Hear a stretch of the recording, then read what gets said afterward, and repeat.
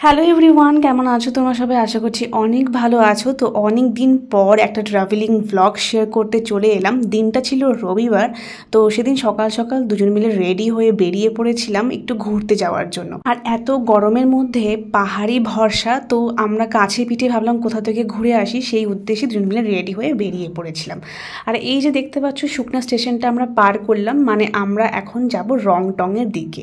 আর বেশ কয়েকদিন ধরে একটা অফবিট প্লেস ভীষণভাবে ভাইরাল হয়েছে, সেটা হচ্ছে হর্নবিল পার্ক।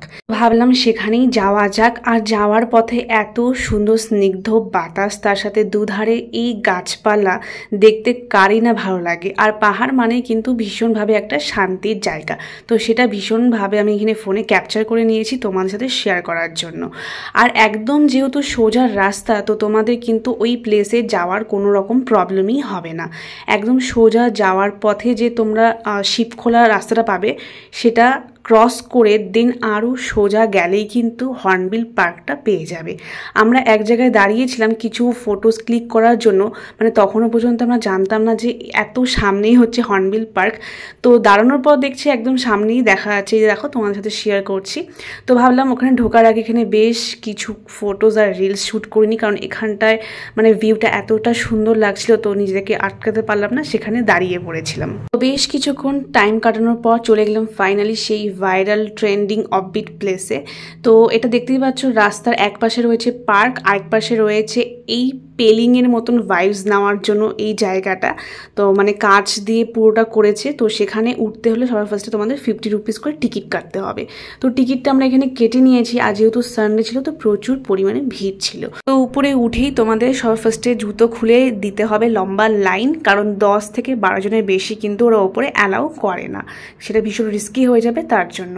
আর এখানে আমরা ওয়েট করছিলাম কতক্ষণে আমাদের নাম্বার আসবে। ফাইনালি যখন আমাদের নাম্বার এলো, ওপরে গিয়ে এক্সপিরিয়েন্স ছিল টোটালি আলাদা।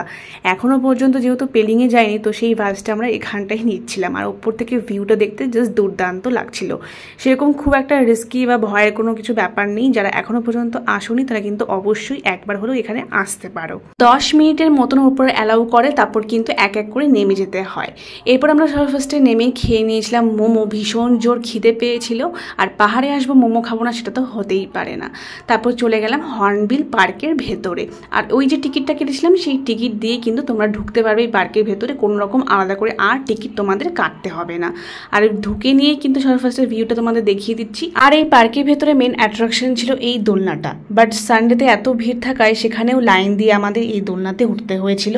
যাই হোক, এখানে দোলনা টোলনা চড়ে নিয়ে আমরা বেশ কিছু রিলস আর ফটোস ক্লিক করে বেশ ঘন্টা খানিকের মতো আমরা এই পার্কে টাইম স্পেন্ড করার পর বেরিয়ে পড়ি।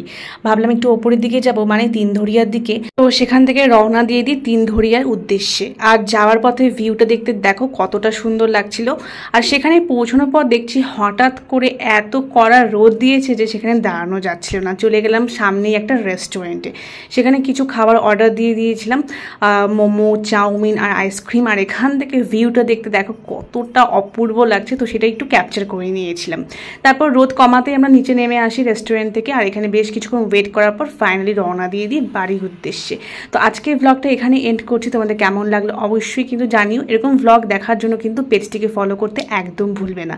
দেখা হবে নেক্সট কোনো ভিডিওর সাথে। ততক্ষণ সবাই অনেক অনেক ভালো থেকো, সুস্থ থেকো।